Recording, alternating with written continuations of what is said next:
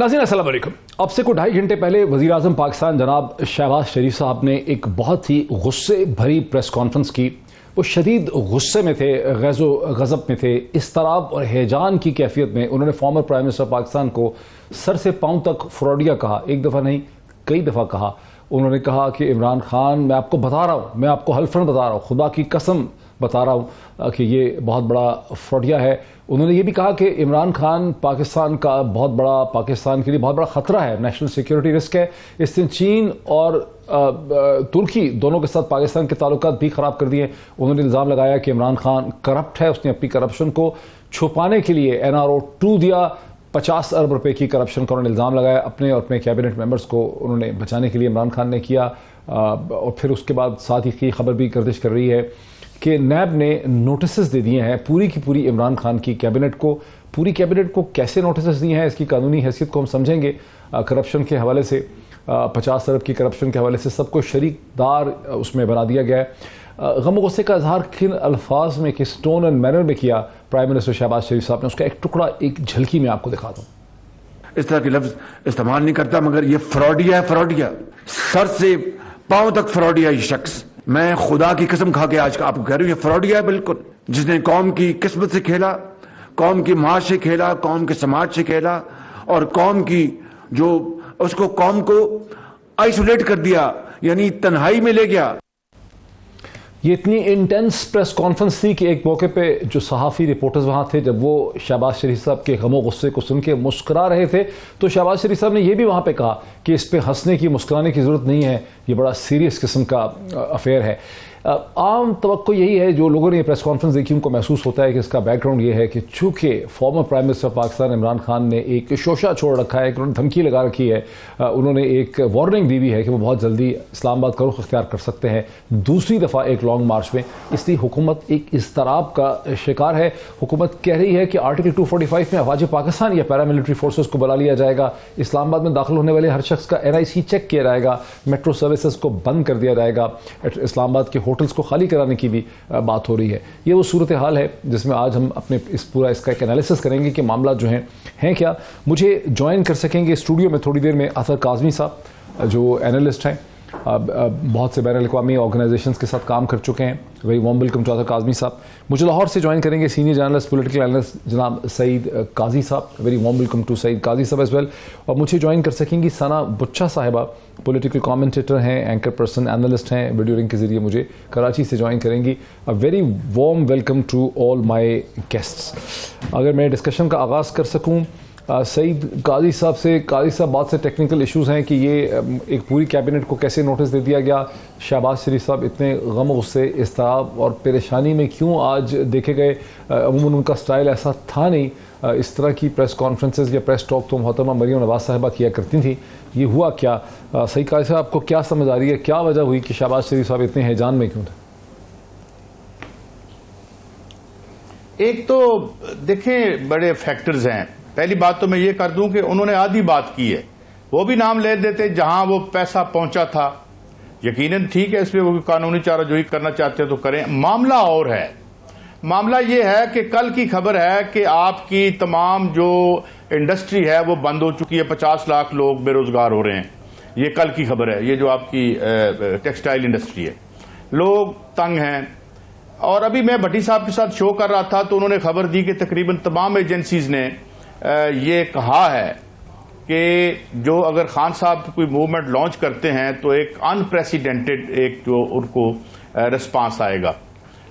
तो ये तमाम परेशान कौन चीजें हैं।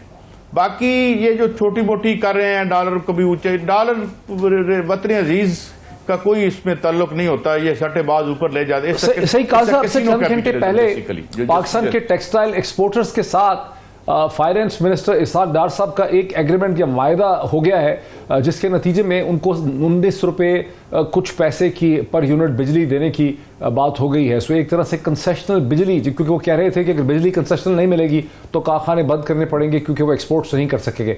तो किसी हद तक इसाक डार साहब ने उस चैलेंज पे काबू पाने की कोशिश की है। सही कहा साहब। थैंक यू वेरी मच, क्योंकि मैं अभी अपने शो से उठ के आया हूं तो शायद मैं ओवरलैप या ये शायद ये खबर अभी अभी आई है। लेकिन मसाइल इतने गंभीर हैं, क्लैप्स इतना बड़ा है और यहां नहीं है, पूरी दुनिया में है। और उस क्लैप्स में जो पूरी दुनिया का मामला है, वहां फैट, यूरोप है, खासी फैट है, उसकी खाल उतरते उतरते टाइम लगेगा। हमारी तो बेयर बोन्स हैं। और हमारा जो मसला, और ये जो 35 रुपए बिजली का यूनिट है, इसीलिए किसान अभी आए थे। और जो इन्होंने, अगर ये इनको अनडू नहीं करते, जो कि ये नहीं कर सकते क्योंकि ये बेनिफिशियरी हैं इसके, क्योंकि इनके अपने सिटिंग मिनिस्टर कहा करते थे कि ये बिजली के मुआहदे नहीं है बल्कि डे लाइट राबरी है। मैं कोट करूं जनाब ख्वाजा आसिफ साहब जो आजकल वजीर दिफा हैं, और जब इन्होंने ये फरमाया था तब वो वजीर बराए पानी और बिजली थे। तो बात यह है कि बहुत बड़ा क्राइसिस है। ये अलग बात कि खान साहब के पास भी मुझे बड़ा कोई क्लियर वाज़े प्लान नजर नहीं आता, क्योंकि इशू स्ट्रक्चरल हैं। करप्शन तो इस निज़ाम में ऐसे है जैसे मेरे और आपके जिस्म में खून चलता है। तो स्ट्रक्चरल चेंजेस वो कर पाएंगे या नहीं कर पाएंगे, मगर एक काम वो उन्होंने कर दिया है, जो मैं पहले भी आपके प्रोग्राम में अर्ज कर चुका हूं, कि जो पेंट अप एंगर है उसको उन्होंने किसी तरीके से टैप कर लिया है। और जो लोगों के खिलाफ मुसलसल 40-50 साल से बिट्रेल्स हैं, उनको जो कुचला गया है, और एक इशराफिया जो तकरीबन UNDP के मुताबिक $17 बिलियन चूसती है साल में इस अवाम का, तो अवाम बेजार हैं। और वो जो है they are ready to move. खौफ वो है, इसलिए इमरान को डिमोनाइज करते हैं। रात को ख्वाबों में आके इमरान इनको डराता है, और जो है वो खौफ की अलामत इसलिए बन गया है। अब बात यह है, ओ भाई इमरान को छोड़ो, कोई काम कर दो, कोई यहां पे कीमतें कम कर दो, इमरान खुद ब खुद खत्म हो जाएगा। और अब अच्छा, अब क्या है, कोई कहता है जी वो कल्ट बन गया है, भाई गुरु रजनेश है वो। मतलब देखे ना, ये जो वेस्टर्न लिबरल का तो पल्ले कख नहीं रहा। आई एम सॉरी मेरे साथ नहीं, सही कहा सर, मेरे साथ नहीं। आपका मौकफ बड़ा अच्छा आया है। मुझे जरा इसमें सना बुच्चा साहिबा को इसमें लाने दीजिए। सना बुच्चा, आप कैसे देखती हैं कि आज वज़ीर आज़म शहबाज शरीफ साहब जो इतने ज़्यादा तैश में, गम गुस्से में नज़र आए, लोग समझते हैं भुखलाए हुए नज़र आए, अंडर प्रेशर थे, आप क्या समझती हैं कि शहबाज शरीफ साहब कोई अंडर प्रेशर हैं इमरान खान की लॉन्ग मार्च की थ्रेट की वजह से?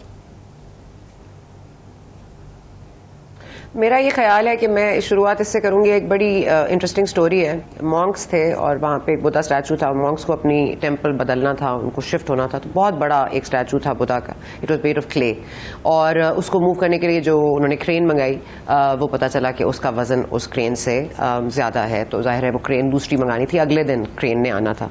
तो रात को बुद्धा स्टैचू बाहर पड़ा हुआ है और बारिश शुरू हो गई। उसके बाद उन्होंने उस पर कागज़ वागज़ डाले, कपड़ा डाला कि किस तरह से स्टैचू बच जाए। फिर इसी असना में उसका एक हिस्सा निकल आया, और जब उन्होंने सारी चीज़ों को चिसल किया तो अंदर जो था वो तो खैर एक पॉजिटिव चीज़ है। लेकिन यहाँ पर भी यही मामला है कि ये जो टेक्सटाइल ओनर्स की आप बात कर रहे हैं, इंडस्ट्रियलिस्ट की बात कर रहे हैं, आप लोगों को बेरोजगार होने की बात कर रहे हैं, ये 6 माह में नहीं हुआ जी, ये 6 माह में नहीं हुआ। This is an effect that has taken 4 years। ये एक 4 साला कारकर्दगी है। 15 साल कह दीजिए, 20 साल कह दीजिए, 75 साल कह दीजिए, लेकिन खुसूसन ये 4 साल में जो चीज़ें बद से बदतर हुई हैं, उससे पहले भी थी। मैं ये नहीं कह रही कि कोई दूध की नहरें पहले बह रही थी, लेकिन आज जो आप इफेक्ट्स देख रहे हैं, व्हेन यू चिसल द प्रॉब्लम, आपको नजर आता है कि अंदर तो कितनी बड़ी प्रॉब्लम है। आपको तो एक ग्लिम्स नजर आई थी कि शायद एक ग्लिमर ऑफ था कि अच्छा यार इतना प्रॉब्लम है। अब आप जब आके बैठते हैं तो आप देखते हैं कि यहां पर भी मामला खराब है, यहां पर भी मामला खराब है। शहबाज शरीफ साहब की फ्रस्ट्रेशन, मेरा ख्याल है, ये थी सरा एक साल पहले सूरत हाल ये थी कि फैसलाबाद का टेक्सटाइल एक्सपोर्टर ये कह रहा था कि वर्कर मिल नहीं रहे, अंडर एम्प्लॉयमेंट हो चुकी हुई थी, लोगों को ट्रेनिंग देनी पड़ रही थी, फैक्ट्रियां ज्यादा लगानी पड़ रही थी, मशीनरी इंपोर्ट करनी पड़ रही थी। तो आप कह रही हैं कि 4 साल से हो रहा था, तो एक्सपोर्ट्स में तो इजाफा हो गया, $25 बिलियन की। और 2 साल पहले फैक्ट्री ओनर्स ने फैसलाबाद की, और 2 साल पहले, मैं आप ही का जवाब दे रही हूँ, मोहित पीर साहब जवाब देने दें। 2 साल पहले यही फैसलाबाद के टेक्सटाइल मिल्स ओनर्स थे जिन्होंने जाके अपने दफ्तरों को, फैक्ट्रियों को ताला लगा के चाबियां सीएम के आगे फेंकती थी, वो भी आपको याद होगा। तो मतलब कहने का मकसद है, फौरी तौर पर 1 पॉइंट का रिलीफ मत देखिए और इस पे बिलीव मत कीजिए, because the things are very very मतलब ये इस तरह डिसाइड नहीं होती। मतलब आपको नहीं याद जब फैक्ट्री ओनर्स जाके चाबियां फेंकती थी, आपको नहीं याद जब बिजली नहीं आ रही थी, आपको नहीं याद जब ये पूरा मामला चल रहा था। तो मैं कह रही हूँ कि गुड बैड होता है। मैं ये नहीं कह रही इमरान खान साहब वाज ऑल ईवल या शहबाज Sharif साहब some mentor from heaven. He's not. But my point is कि let's not make it about Shahbaz Sharif. Let's not make it about this government. इनको नहीं आना चाहिए था, इनको इमरान खान को ये लेके डूबना चाहिए था, और इमरान खान डूबते हमारी मईशत डूबती, हमें आ जाती अकल। ये मेरा मसला है कि हमारी अकल आने में थोड़ा सा और मजीद वक्त लगेगा, और इस अकल के जो हम पैराहे पे या दोराहे पे खड़े हैं, यहां पर भी ऐन मुमकिन है कि हमें अकल अभी तक नहीं आई है, क्योंकि एक हफ्ते की जो ट्रिप है अमेरिका में वो क्या असरात लेकर आती है, क्योंकि अमेरिका के साथ मामलात को संभालने मेरे साथ रहिए बैरिस्टर अहमद पंसोता खान साहब की लॉन्ग मार्च भी मेरे साथ रहिए। बैरिस्टर अहमद पंसोता मुझे बताया गया हमारे साथ हैं। बैरिस्टर अहमद पंसोता साहब, इतने शॉर्ट नोटिस पे हमें ज्वाइन करने का बहुत शुक्रिया। जो सवाल आपसे पूछना हमने वो ये कि हमें एक खबर मिल रही है और मसलसल पता चल रहा है कि नैब ने Imran Khan former prime minister Pakistan की सारी कैबिनेट को नोटिस दे दी हैं। ज़ाहिर है कि कोई कुछ हुआ भी है तो पूरी कैबिनेट ने तो नहीं किया होगा। इसकी लीगल क्या है? ये कोई मुस्तफ़ा इम्पेक्स केस का सहारा ले रहे हैं कि पूरी कैबिनेट रिस्पॉन्सिबल है अगर इमरान खान ने कोई गलती की? कुछ थोड़ा समझाएं हमें कि ये मामला है क्या?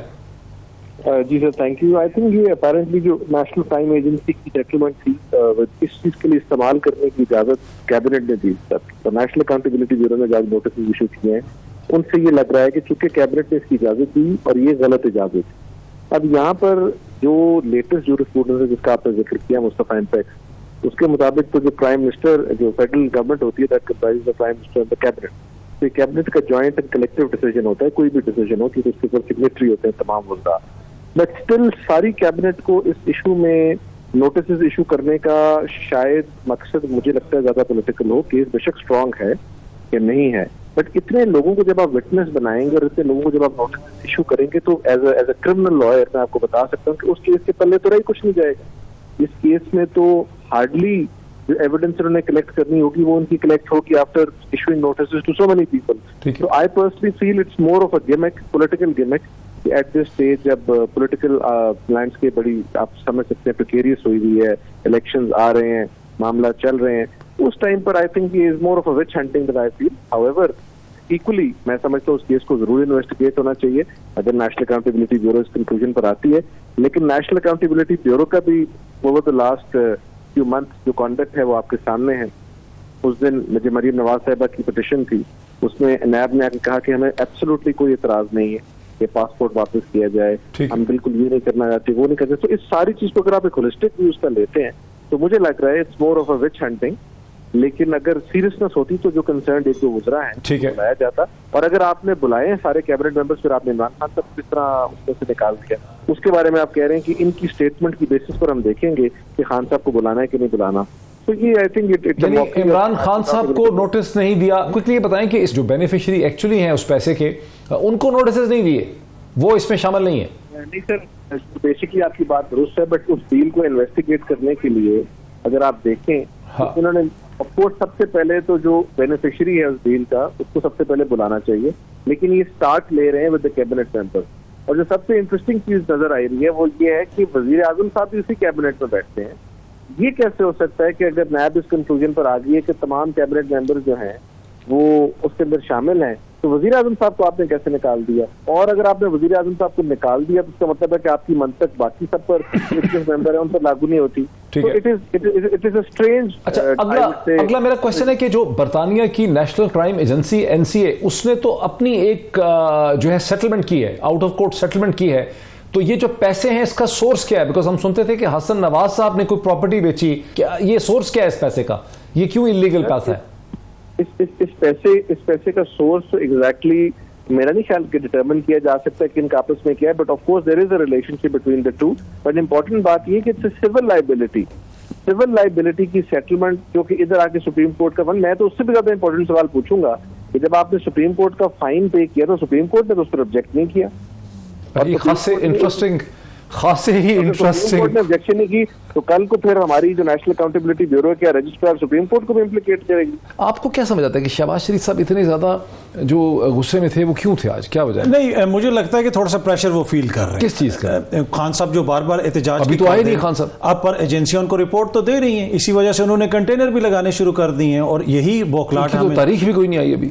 तारीख तो बेशक नहीं आई, पर इनको तो पता है ना कि मेरे लिए मुश्किलात होंगी जब भी खान साहब आएंगे, इसलिए कि इदारे आपको रिपोर्ट देते हैं, बताते हैं कि इमरान खान तैयार है। है और वो किसी वक्त भी आ सकता है। अगर वो आएंगे तो इनके लिए मुश्किलात पैदा लेकिन वो क्या करेंगे? मतलब पहले भी आए थे लॉन्ग मार्च करने, वो क्या कोई बिल्डिंग्स पे आके कब्जा कर लेंगे? वो क्या करेंगे लॉन्ग मार्च से, जैसे शहबाज शरीफ साहब इतने खौफजदा हैं? तो पब्लिक डिस्प्ले करेंगे लोगों का? एग्जैक्टली, उन्होंने तो आके एहतजाज करना, और वो ये कह रहे हैं कि हम आइन और कानून के मुताबिक एहतजाज करेंगे, लेकिन इस हुकूमत की अपनी लेजिटिमेसी कितनी है, ये बड़ा इंपॉर्टेंट है। देखें, ये 2014 वाली हुकूमत नहीं है, ये वो निज़ाम है जहां पे राजा रियाज साहब अपोजिशन लीडर हैं। और दूसरी बात यहां पे देखें, शहबाज शरीफ साहब, हम कहते हैं कि इसको शहबाज शरीफ के हवाले से मत बनाएं या ये शहबाज शरीफ साहब का कसूर नहीं है, इन लोगों ने ये हुकूमत गिराई और शहबाज शरीफ साहब ने इलेक्शन कमीशन के सामने खड़े होकर तकरीर की थी कि 6 महीने में अगर हमने हालात तब्दील नहीं कर दिए तो मेरा नाम शहबाज शरीफ चेंज कर देना। फिर क्या करना था नाम? वो ये तो उन्होंने नहीं बताया, ये तो आप खुद ही तजवीज कर सकते हैं। आज किसी ने उनसे ये सवाल भी पूछा था प्रेस कॉन्फ्रेंस में। एग्जैक्टली, तो ये है, उन्होंने कहा, वो मैंने 2019 में कहा था, उन्होंने कहा उसके बाद से हालात इकॉनमी के खराब हो गए थे, ये मैंने सुना है उनकी प्रेस कॉन्फ्रेंस। तो अब तो उन्होंने कहा कि मौलाना फजल रहमान के साथ खड़े होकर मैंने 2019 में ये कहा था, लेकिन मुझे खराब इकॉनमी मिली है। तो 2019 में जो उन्होंने बात की थी वो 2022 में अब वो नहीं पूरी, वो नहीं उसको कहते, वो उस वक्त बात खत्म हो गई, उसकी ज़ाहिर टाइम सील थी उसके ऊपर। तो देखिए, मसला ये है कि गुज़िश्ता 3 साल के दौरान अगर डॉक्टर साहब ट्विटर के ऊपर कोई नौजवान आपके खिलाफ ट्वीट भी करे तो आप इमरान खान को जिम्मेदार करार देते थे। अब ये हुकूमत जो कुछ कर रही है, हम कहते हैं जनाब मौशी हालत है, पर ये जिम्मेदार नहीं है भाई। ये बड़े शौक से, बड़े चाह से हुकूमत गिरा के ये लोग आए, और ये सारा इनका कलेक्टिव विजडम हमें नजर आ रहा है इस हुकूमत में। तो इनको इतनी जल्दी आप ये नहीं एडवांटेज दे सकते कि इनका कसूर नहीं है और माजी में। इंटरेस्टिंग सिचुएशन है आज के दिन पाकिस्तान की सियासत के लिए, बहुत ही इंटरेस्टिंग किस्म के इसमें सिचुएशन इस वक्त डेवलप हो रही है। हमारे सामने इस पर मजीद बात करते हैं एक ब्रेक के बाद।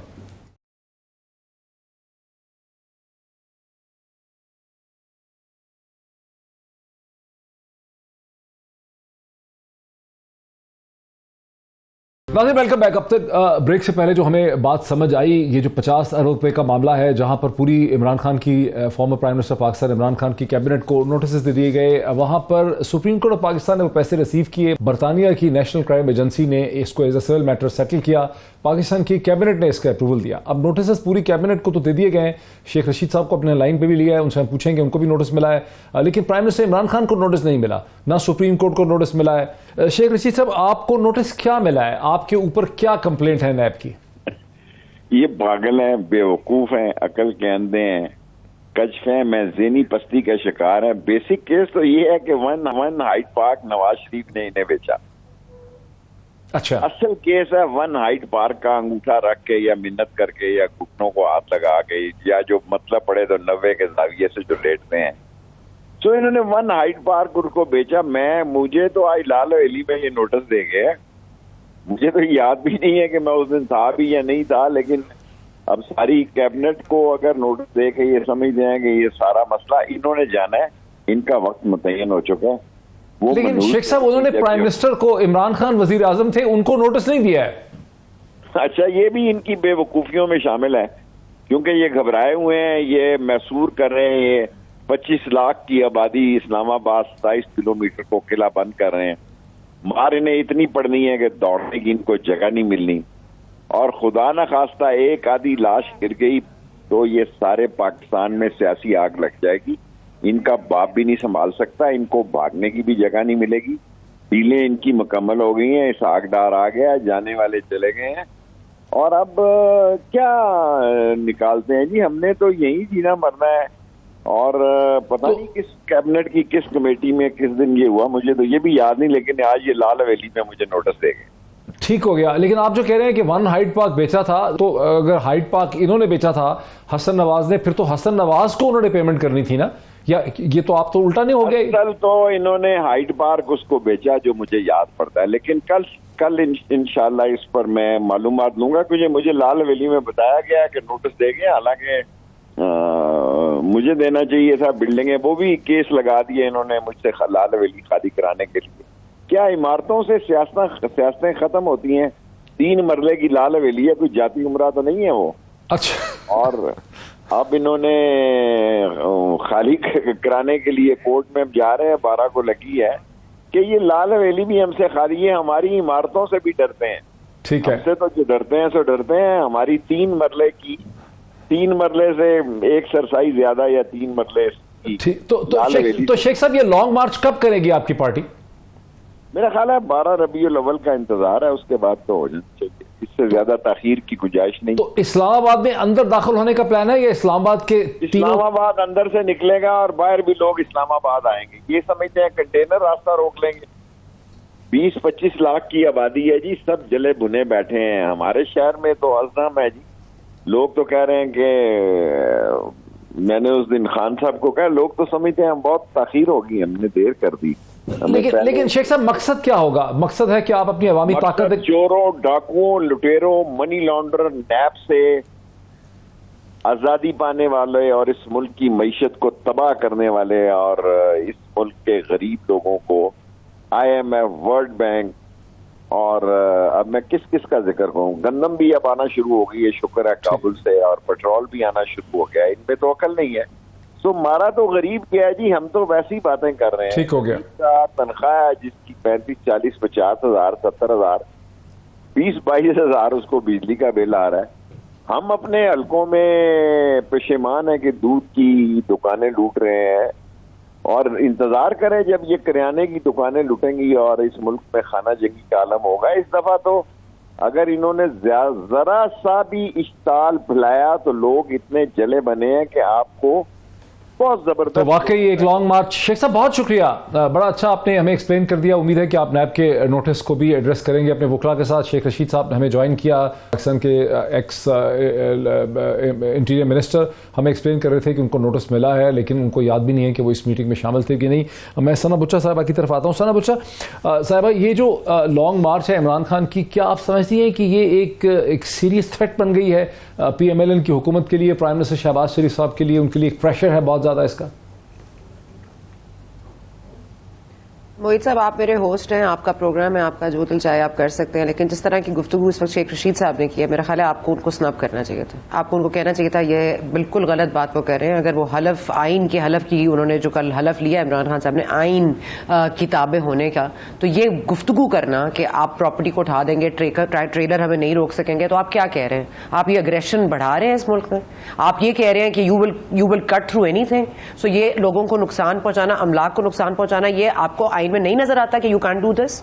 ये गैर आईनी इक़दामात के लिए लोगों को पुश कर रहे हैं। आपको कम से कम ये तो कहना चाहिए था कि फिर आप ये कहिए ना कि आप आइन के खिलाफ जा रहे हैं, आप इस हुकूमत के चोर डाकुओं के खिलाफ नहीं, आप आइन के खिलाफ जा रहे हैं। तो कोई बात नहीं, ये कह दें, मगर आप एज एन एंकर उनको आपको याद दहानी करानी चाहिए। तो मेरा अंदाजा यह है मोहित साहब कि आपने आइन पढ़ा है, और अगर आपने नहीं पढ़ा तो मेरा ख्याल आप पढ़ लीजिए। ये वाली शेख तो डेफिनेटली पढ़ लीजिए कि व्हाई इज एहतजाज allowed and how is it allowed, in what circumstances and what it binds you by. It doesn't allow you to dismember the country, to break the trees, to burn trees. आप उनके trailers को हटा दें, आप नुकसान पहुंचाएं, आप अंदर आ जाएंगे, और आप अंदर आके क्या करेंगे? अगर आपके लोग और अवाम ही आपको प्राइम मिनिस्टर बना सकती तो आप ये 6 माह पहले कर चुके होते, आप 4 माह पहले कर चुके होते, आप 3 माह पहले कर चुके होते। उसी वक्त क्यों कर रहे हैं जब कोई अमेरिका का दौरा कर रहा है? उसी वक्त क्यों कर रहे हैं जब अमेरिका के ऊपर एक यू टर्न ले गए हैं? क्यों कर रहे हैं? आपको लगता है ये अवाम के सहारे आएंगे? ये कभी अवाम के सहारे आए हैं या इनमें आने की सक्कत है? ये इनकी गलत फहमी है और खुश फहमी है, और बहुत जल्द ये खत्म हो जाएगी। अभी सईद काजी साहब भी कह रहे थे वो रात को ख्वाबों में डराते हैं। वो तो जी रात की तो जरूरत ही नहीं है, खान साहब तो किसी वक्त भी माशाल्लाह सुबह फजर के वक्त भी डरा सकते हैं, बरकला सकते हैं, धमका सकते हैं, जोहर के टाइम भी कर सकते हैं, शाम में भी कर सकते हैं। उनके ऊपर कौन सी कदगन है? तो मेरा ये ख्याल है, और अतर काजमी साहब कह रहे थे ये डर गए, खौफ आ रहा है इनको। डर क्या है? डर ये है कि मुल्क का नुकसान ना हो, इकोनॉमी डिस्टेबलाइज ना हो, अवाम को नुकसान ना पहुंचे, रस्ते ना बंद हो। ये है नुकसान जो इस वक्त हुकूमत सोच रही है। तो शर्म आनी चाहिए उन लोगों को, तजिया करने वालों को, जो ये कहते हैं कि इमरान शहबाज शरीफ बड़े परेशान है कि भाई परेशानी उनको अपने लिए, उनकी जात पे क्या फर्क पड़ता है? एक लंदन का टिकट कटा के जा नहीं सकते? आप लोग ये सोचिए, इस मुल्क की अब बात हो रही है, और तमाम लोग यहाँ PTI फैंस नहीं हैं, ठीक है? बहुत सारे और भी लोग हैं जिन्होंने अपने रिप्रेजेंटेटिव पार्लियामेंट में भेजे हुए। माजरत के साथ शहबाज शरीफ साहब अपने लिए नहीं डर रहे, अतर काज़मी साहब भी चले गए हैं। अतर काज़मी साहब रिस्पॉन्ड करना चाहे, चूंकि आपने मसला ये डॉक्टर साहब, जाहिर है वो रिस्पॉन्ड ही करेंगे, मगर अगर वो रिस्पॉन्ड इस पे ना करें कि मैं खाबे लेती हूँ, अगर इससे दूर रहें। मैंने तो आज तक कभी किसी को किस तरह डायरेक्ट नहीं कहा कि मैं खुदा ना आपने यही कहा है, आप अपनी क्लिप निकाल के देखिए। ये कर रहा हूं कि यहाँ पे देखें मेजॉरिटी, मैंने नहीं समझ क्या की। अच्छा चलें, ठीक है।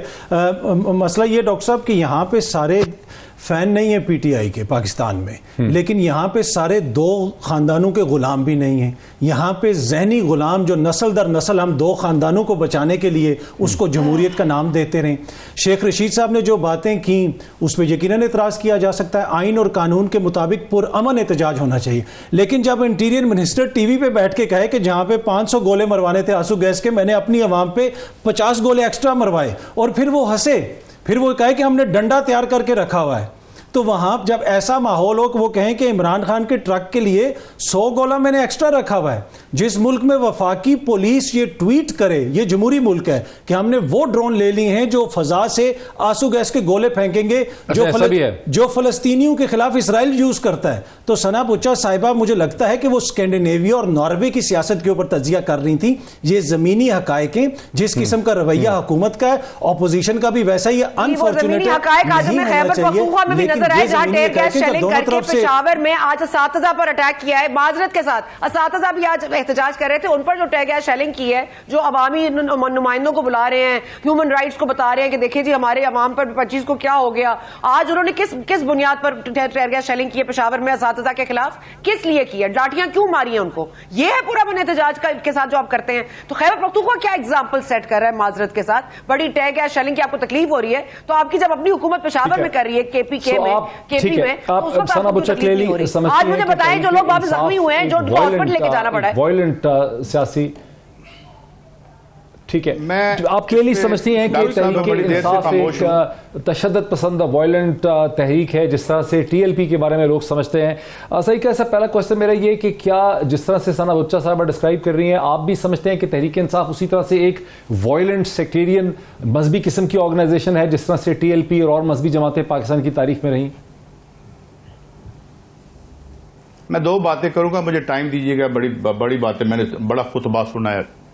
मेरे ख्याल में शर्म उन तजिया निगारों को आनी चाहिए जो एक इश्तिहारी को सपोर्ट करते हैं, जो आके हल्फ उठाता है, अदालत में बाद में जाता है।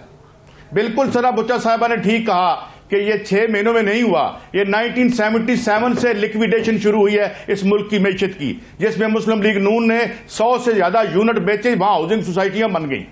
ये लिक्विडेटर्स हैं। शर्म उनको आनी चाहिए जो इस मुल्क के आइन का मजाक उड़ाते हैं, कन्विक्शन में होते हैं, और फिर उन्हीं जिन इदारों की मिली भगत से ये इक्तदार में आते हैं उन्हीं को गालियां देते हैं, और उनको सपोर्ट करने वाले तजिया निगारों को शर्म आनी चाहिए। मैं इमरान खान को जिंदगी भर वोट नहीं दूंगा, मैं नहीं समझता उसके पास इस मुल्क के मसाइल का हल है, लेकिन इमरान इनके सामने फरिश्ता लगता है। जिस तरीके से इन्होंने लिक्विडेट कर दिया इसका, और इन्होंने इंतहाई, मैं मेरे 35-40 साल में देखा है इन्होंने इस मुल्क की सियासत और सहाफत को कैसे गंदा किया है, कैसे लिफाफा घुसा है। मैं जंग अखबार में था उस वक्त, मैं जानता हूं ये जो 33 नंबर वैगन से 8 करोड़ की गाड़ी पे ये कैसे पहुंचे। ये वो लोग हैं जिन्होंने अंडरवर्ल्ड को अपर वर्ल्ड बना दिया। शर्म उन्हें आनी चाहिए जो इन्हें सपोर्ट करते हैं, और उनको भी मैं इमरान खान के सामने कह चुका हूं बैठ के 3 दफा कि you don't have any solution, आप न्यू लिबरल कैपिटलिज्म के तहत कुछ नहीं कर सकते। एक और बात यार, 1977 से तुमने 22 प्रोग्राम लिए इसके IMF के, और 150 बिलियन का ऑलमोस्ट कर्जा चढ़वाया। इंडिया $560 बिलियन के उसके फॉरेन एक्सचेंज रिजर्व में। शर्म से डूब मरो। इस मुल्क के फॉरेन एक्सचेंज रिजर्व देखो और फिर इनके असासे देखो, इनके कितने हैं। तो मेरे ख्याल में we should be very careful while using words कि किसी को क्या करना चाहिए। एक तहजीब के दायरे में हमें रहना चाहिए। मैं नहीं समझता कि मुस्लिम लीग नून, PTI या पीपल्स पार्टी के पास इस मुल्क के मसाइल का हल है। यहां कोई ऐसी पार्टी नहीं है जो पिसे हुए 70-80% अवाम की, एक बंदा असेंबली में ऐसा नहीं है जो क्लर्क्स को रिप्रेजेंट करता हो, मेहनतकशों को रिप्रेजेंट करता हो, किसानों को रिप्रेजेंट करता हो। सारे का सारा कैप्चर हुआ है और इनके दौर में हुआ है। 77 के मार्शल लॉ के बाद ये सारी वारदात हुई है। इनकी मीडिया में मुझे उन लोगों के नाम आते हैं जिनकी ड्यूटियां लगी थी कि इनके मीडिया में, उनको शर्म आनी चाहिए जिन्होंने ये जाली, अनपढ़, नालायक, हरीस लोगों को, उनकी शख्सियात को तामीर करके हमारे ऊपर मुसल्लत किया और इस मुल्क के अवाम को कुचल के रख दिया। तो इसलिए मेरे ख्याल में बिल्कुल सना बुच्चा ठीक कहती हैं, ये 6 महीनों में नहीं हुआ। और मैं ये भी उनसे एग्री करता हूं कि अगर इमरान होता तो यही होता, और मैं ये भी उनसे एग्री करता हूं कि अगर ये 1.5 साल इमरान को मिल जाता तो वो इतना बड़ा हवा ना बनता, बन गया है, मान लें। और उसको खत्म करने का सिर्फ एक तरीका है, और वो तरीका ये है कि डिलीवर करें। डिलीवर आप कर नहीं सकते, आप अपने बच्चों को ही डिलीवर करेंगे, आपके असासे होंगे दुनिया के हर बड़े दारुल खिलाफा में। तो ये मसला है बहुत। और अवाम, और मैं एक और आखिरी बात खत्म करता हूं, इमरान खान तहरीक बनाए ना बनाए, तहरीक बन रही है, नीचे से आ रही है। ये जो एंगर है जिसको इमरान ने फिलहाल कैश करवाया है, इमरान की तहरीक को कट क्रॉस कर देगी नीचे से, बिजली के बिलों की तहरीक, गुर्बत की तहरीक। एक ब्रेक मुझे लेने दीजिए। 3-4 दिन पहले पाकिस्तान के फॉर्मर फाइनेंस मिनिस्टर जनाब डॉक्टर मिफ्ता इस्माइल साहब ने कराची में एक अवार्ड सेरेमनी से बात करते हुए तकरीब में उन्होंने कहा कि पाकिस्तान इज अ 1% रिपब्लिक, जिसमें 1% अशराफिया और एलीट ऐसे हैं जहां पर उनको अपनी जिंदगी और अपने इकोनॉमिक सर्कमस्टांसेस को इंप्रूव करने का मौका मिलता है। 99% पाकिस्तानियों को अपनी जिंदगी को बेहतर करने का, ये बदलने का मौका पाकिस्तानी रियासत और पाकिस्तानी पॉलिटिकल सिस्टम प्रोवाइड नहीं करता। आज इसी किस्म का एक छोटा सा 1 मिनट 30 सेकंड का वीडियो क्लिप जो है वो जनरल हारून असलम साहब ने ट्विटर के ऊपर रिलीज किया, जिसमें उन्होंने कहा कि पाकिस्तान की एलीट है क्या, पाकिस्तान की एलीट टॉप बिजनेस हैं, कॉर्पोरेट हैं, पाकिस्तान की एलीट जो है सीनियर जज साहिबान है, और पाकिस्तान की एलीट जो है सीनियर पॉलिटिशियंस हैं, और यही पाकिस्तान की तकदीर के तमाम फैसले करते हैं। और अक्सर ये फैसले पाकिस्तान के इंटरेस्ट में नहीं बल्कि अपने अपने खानदान के इंटरेस्ट में करते हैं। मजीद इस पर बात करते हैं एक ब्रेक के बाद।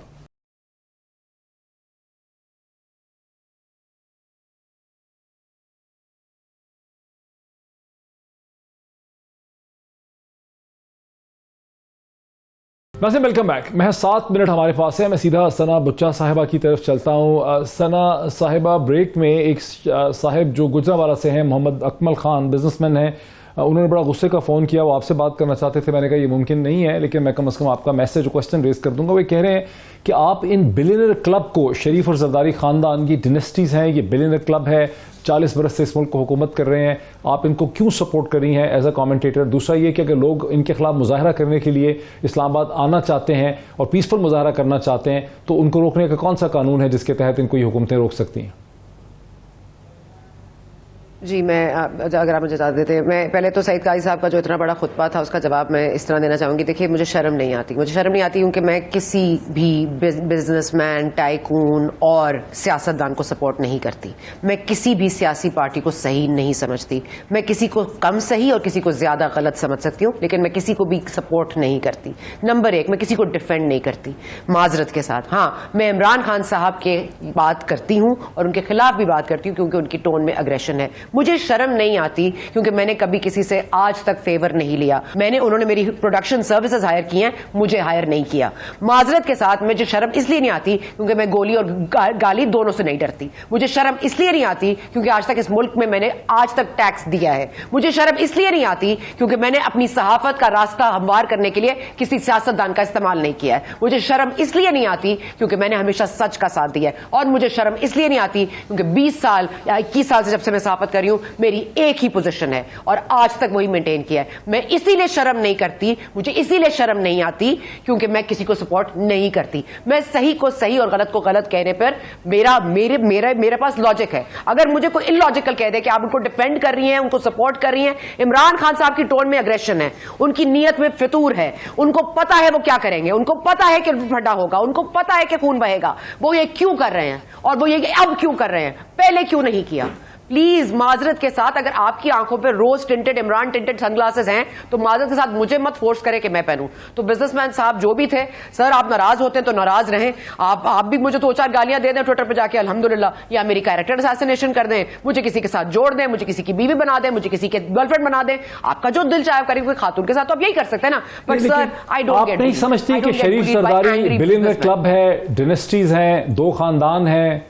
We are not discussing Sharif Zardari's billions of rupees right now, sir. माजरत के साथ भाई, माजरत के साथ मैंने इनको भेजा था प्लेटलेट्स काउंट कम करने पे और मैं इनको वापस लेकर आई हूं। मैंने सागदार को वापस लेकर आई हूं। ये मेरा फैसला था। क्या ये मेरा फैसला है? क्या मैंने इस फैसले पर नहीं तनकीद की? क्या मैंने सागदार साहब पर तनकीद नहीं की? क्या आपको लगता है जब जब कानून को तोड़ा गया, इस वक्त कानून का पास रखा किसने है? आइन का पास रखा किसने है? किसके पास है ये हक? कि वो किसको ले आए और किसको भेज दे। मेरे पास 2 मिनट बाकी रह गए हैं। बहुत क्विकली, आपने कहा कि 2014 वाली सूरत हाल नहीं है, क्या आप ये समझते हैं कि ये 5 महीने पहले वाली सूरत हाल भी नहीं है? बिकॉज अभी हुकूमत 6 महीने हो चुकी है, ये कमज़ोर हो चुकी है, इस वक्त पाकिस्तान की इस्टेब्लिशमेंट इनको सब इस वक्त इस पोजीशन में नहीं है कि इनको बेल आउट करे, इसलिए इतना खौफ है। जी एग्जैक्टली यही खौफ है। और दूसरी बात यह कि मुझे शर्म आती है कि पाकिस्तान में 45% बच्चे ऐसे हैं जो ग़िज़ाई किल्लत का शिकार हैं, पर मुझे इमरान खान की नीयत तो पता चल गई, पर लंदन में जो इनकी अशराफिया की जायदादें उनके ऊपर मेरा जुबान नहीं खुलती है। तो शर्म मुझे आती है कि मैं उस मुल्क में रहता हूं कि जहां पे सिलेक्टिव आउटरीच होती है। मौलाना साहब खड़े होकर कहते हैं ये तितलियां हैं, इनके गाल इतने नरम है, इनकी एड़ियां इतनी नरम है, उसके ऊपर शर्म आएगी, किसी को कुछ नहीं होता, किसी को ओए कह दिया जाए तो सबको एकदम से सिलेक्टिव आउटरीच हो जाती है। तो इन सारी चीजों पे मुझे शर्म आती है, बहसियत इंसान भी और बहसियत पाकिस्तानी भी। सईद काजी साहब, खौफ इसलिए है कि आपको मजबूत नहीं रही है, मैं नहीं है, 6 महीने गुजर चुके हैं सईद काजी साहब, और इस वक्त इस्टेब्लिशमेंट इसको बेल आउट करने के लिए भी शायद मूव ना कर सके। वक्त कम है। बात यह है कि शर्म तो फील करने की बात है, कभी आती है कभी नहीं आती, लेकिन मैं इस बारे में नहीं कहता, ना मैंने किसी को टारगेट किया था। मैंने जवाब दिया था क्योंकि कहा गया था कि उन तजियाकारों को शर्म आनी चाहिए, तो इसलिए मैंने जवाबन अर्ज किया। मैं माफी चाहता हूं अगर किसी का दिल दुखा हो, लेकिन बात वो जो मेरा भाई काजमी कर रहा है वो ठीक कर रहा है कि हमारी सिलेक्टिव आउटरीच है। हम इमरान खान को भी रगड़ते हैं, उसके दौर में भी और आज भी कह रहे हैं, और लेकिन ये हम गुलाम मुलाजिम नहीं है किसी की। जिस तरह हम इन 2 डायनेस्टीज की, किसको नहीं पता कि पाकिस्तान बैंकरप्ट हुआ और उसके बदले में ये, मैंने एक दिन पूछा इनके खानदान के एक आदमी से जो मेरे टीवी पे आया, मैंने कहा मुझे एक बात का जवाब दें, आपने 2 मैशें चलाई, एक खत्म हो गया, 35 सालों में वक्त खत्म हो गया। तमाम मेहमानों का बहुत शुक्रिया जिन्होंने इस प्रोग्राम में पार्टिसिपेट किया। आज इतना ही, फिर हमारी मुलाकात होती है आपसे। Thank you.